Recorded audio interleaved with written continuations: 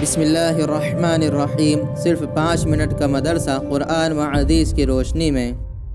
ہمارا 15واں مضمون رمضان المبارک کا پہلا عنوان اسلامی تاریخ۔ کوہ صفا پر پہلا اعلان حق۔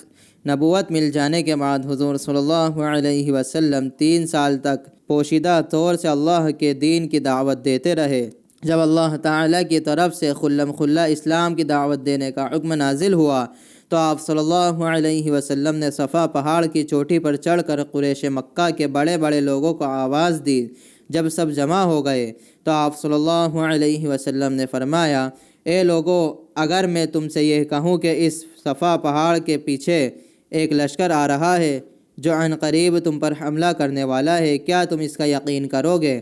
وہ سب بولے، کیوں نہیں؟ آپ صلی اللہ علیہ وسلم تو صادق اور امین ہے۔ پھر آپ صلی اللہ علیہ وسلم نے فرمایا، لوگو، ایک اللہ پر ایمان لاؤ اور بتوں کی عبادت چھوڑ دو۔ میں تم کو ایک سخت عذاب سے ڈرانے اور آگاہ کرنے آیا ہوں جو بالکل تمہارے سامنے ہے۔ یہ سن کر تمام لوگ سخت ناراض ہوئے اور برا بھلا کہہ کر واپس ہو گئے۔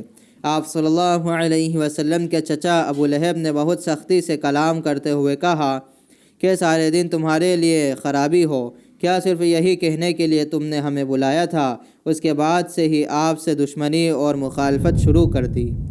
آج کا ہمارا دوسرا عنوان اللہ کی قدرت، جانوروں کو روزی پہنچانا۔ اللہ تعالیٰ نے زمین پر انگنت قسم کے جانور پیدا کیے، جن میں کچھ سمندر میں رہتے ہیں اور کچھ زمین پر، کچھ فضاؤں میں اڑتے ہیں اور کچھ زمین کے اندر اور جنگلوں میں رہتے ہیں۔ لیکن یہ جانور نہ تو کھانے پینے کی چیزوں کو جمع کر کے رکھتے ہیں اور نہ ہی اپنی پیٹھ پر لاد کر چلتے ہیں، بلکہ صبح کو خالی پیٹ اللہ کی زمین پر روزی کی تلاش میں نکلتے ہیں اور شام کو پیٹ بھر کر واپس آ جاتے ہیں۔ غور کیجئے، ان ہزاروں قسم کے جانوروں کے لیے روزانہ روزی کا انتظام کون کرتا ہے؟ قرآن میں ہے۔ اور کتنے ہی جانور ایسے ہیں جو اپنی روزی اٹھائے نہیں پھرتے، بلکہ اللہ ہی ان کو اور تم کو روزی دیتا ہے۔ آج کا ہمارا تیسرا عنوان ایک فرض کے بارے میں، روزے کا کفارہ ادا کرنا۔ رسول اللہ صلی اللہ علیہ وسلم کے پاس ایک شخص آیا اور کہنے لگا کہ یا رسول اللہ، میں تو ہلاک ہو گیا۔ رسول اللہ صلی اللہ علیہ وسلم نے پوچھا، کیا ہوا؟ اس نے کہا کہ میں نے روزے کی حالت میں بیوی سے صحبت کر لی۔ تو رسول اللہ صلی اللہ علیہ وسلم نے انہیں کفارہ ادا کرنے کا حکم دیا۔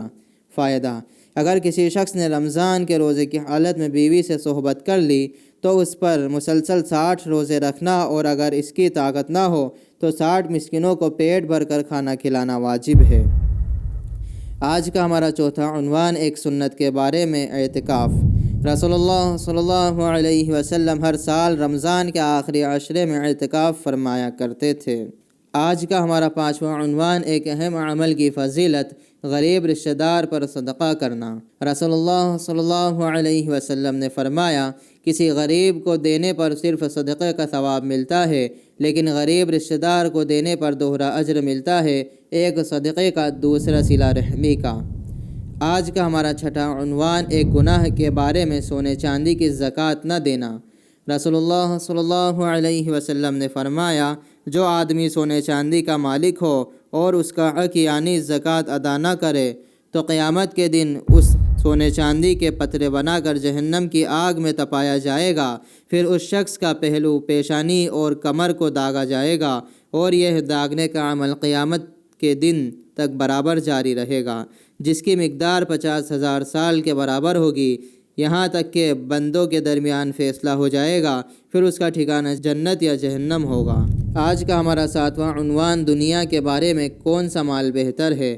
رسول اللہ صلی اللہ علیہ وسلم نے فرمایا، جب بھی سورج نکلتا ہے تو اس کے دونوں جانب 2 فرشتے روزانہ اعلان کرتے ہیں، اے لوگو، اپنے رب کی طرف متوجہ ہو جاؤ، جو مال تھوڑا اور وہ کفایت کر جائے وہ بہتر ہے اس زیادہ مال سے جو اللہ تعالیٰ کے علاوہ دوسری چیز میں مشغول کر دے۔ آج کا ہمارا 8واں عنوان آخرت کے بارے میں، اہل جہنم کی تمنا۔ قرآن میں اللہ تعالیٰ فرماتا ہے، جس دن یہ گنہگار لوگ فرشتوں کو دیکھیں گے، اس دن ان کے لیے کوئی خوشخبری نہیں ہوگی، اور ان کی خطرناک شکلیں دیکھ کر کہیں گے کہ ہمارے اور ان فرشتوں کے درمیان کوئی آڑ قائم کر دیجیے۔ آج کا 9واں عنوان طب نبوی سے علاج، سفرجل بہی سے علاج۔ رسول اللہ صلی اللہ علیہ وسلم نے فرمایا سفرجل یعنی بہی کھایا کرو کیونکہ یہ دل کو راحت پہنچاتا ہے۔ آج کا ہمارا 10واں اور آخری عنوان قرآن کی نصیحت۔ قرآن میں اللہ تعالیٰ فرماتا ہے شیطان تو یہی چاہتا ہے کہ شراب اور جوئے کے ذریعے تمہارے درمیان دشمنی اور بغض ڈال دے اور تم کو اللہ کے ذکر اور نماز ادا کرنے سے روک دے، تو کیا اب بھی تم ان باتوں سے باز نہیں آؤ گے؟ فائدہ: شراب اور جوا اتنی بری چیز ہے کہ اس